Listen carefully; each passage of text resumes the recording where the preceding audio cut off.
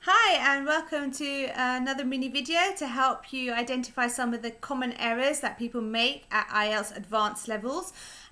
These little errors might not seem, or these little things might not seem such a big deal, but they will enable you to raise your band scores if you are diligent in them. So let's have a look at the first things that we're going to do today. So our objectives for today are: number one, to identify the use of discourse markers for writing and speech. There is a big difference between discourse markers used when you're speaking and discourse markers used for when you're writing. And it's really easy sometimes to get the two confused, especially when you're writing task 1 and task 2 of your IELTS writing exam. You are expected to write in formal language, so it's really important that you can differentiate between the two. And the second thing is to understand how to use commas for discourse markers, because the IELTS exam is marked in 4 different stages. This does come under grammar, and so you must really be quite good with using different types of punctuation. It will help to raise your band scores. Okay, so let's have a look at what we're going to do today. So we're going to have a look at discourse markers and punctuation. Okay, so discourse markers. Let me just bring my screen fully to your view. Okay, so here we go. Discourse markers can show a connection between what someone is saying and what has already been said or what is going to be said.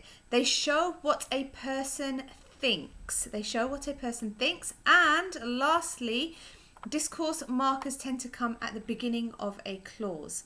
So that's quite an important, they tend to, but that doesn't mean that they are exclusive. When they come in the middle of the clause, they're known as linkers. So let's have a look. Here we go.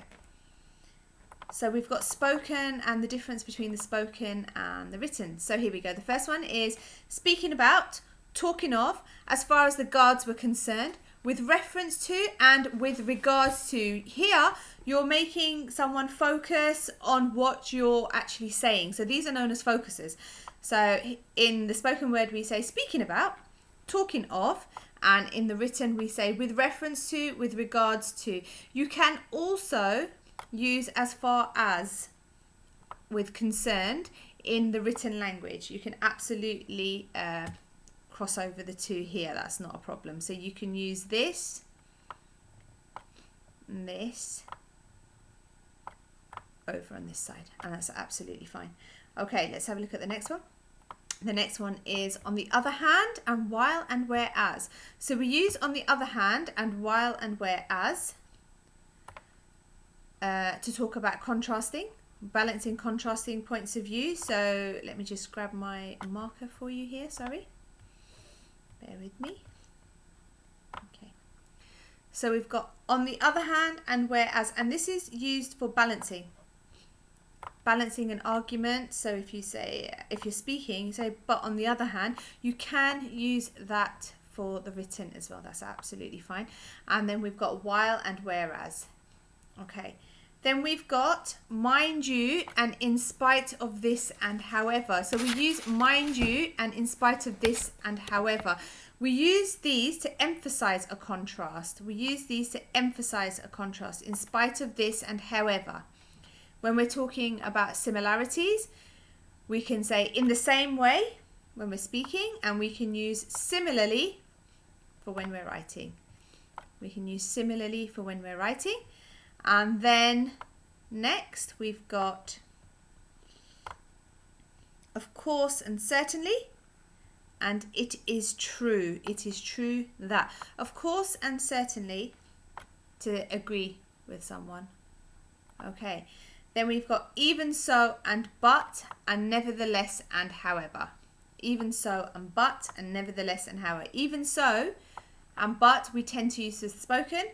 Nevertheless and however we tend to use for the written. You can use but in the written and you can use even so for the written. But again, try and remember for the IELTS exam, you must use formal language. For the IELTS written exam, you must use formal language. So a differentiation between the two is quite a good thing to have. Okay, and then we've got in the spoken, we say as I was saying, And in the written, we say with reference to my previous point. So that's just another way to say it, as I was saying. And then if we're adding information, we say and on top of that.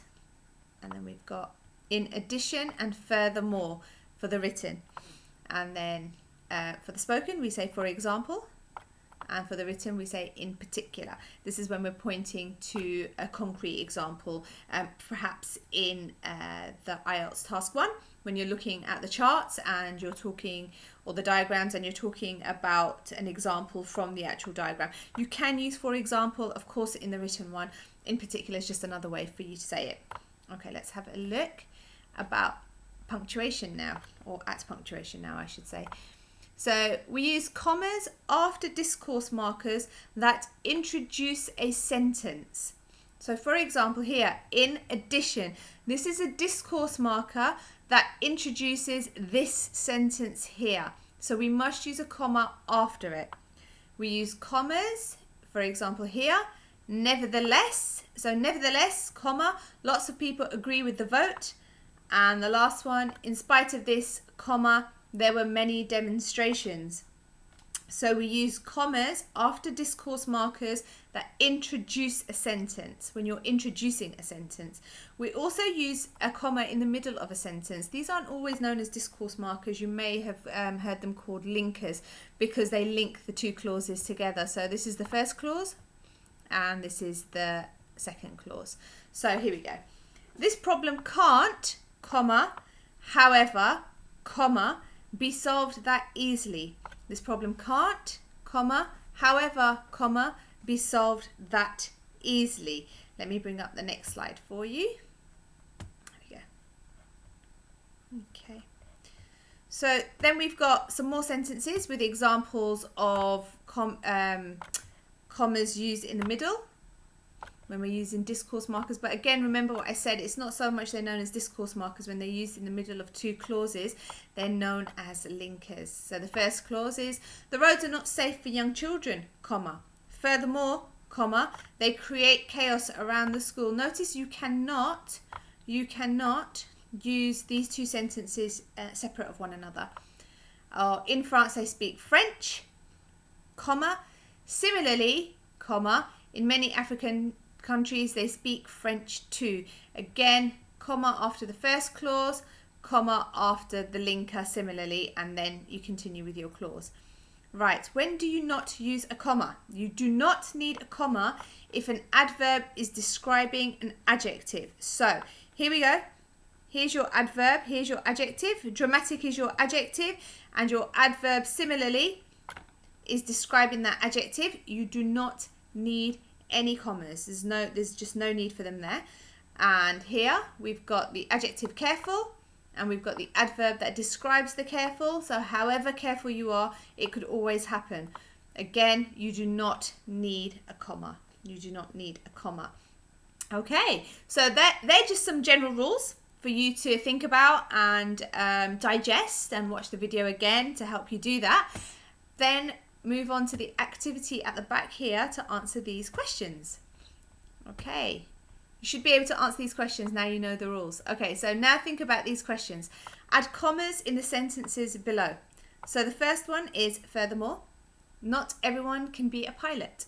Furthermore, not everyone can be a pilot. Where does the comma go in that sentence? Number 2 is, we will, of course, refund you the difference. We will, of course, refund you the difference. Where does the comma go in that sentence? Number 3, this problem can't, however, be resolved quickly. This problem can't, however, be resolved quickly. And the last one, this was matched by an unfortunate increase in sales. This was matched by an unfortunate increase in sales. So go back, watch the video, have a look at the rules again, and then decide where to put the commas in these 4 sentences. Again, if you need any more help, do get in touch. You have my email on my Facebook, so just click on the email button and you can send me an email, and let's see if I can help you some more with your IELTS preparation. Have a lovely day, and I'll see you next time for the next video. Take care now. Bye bye.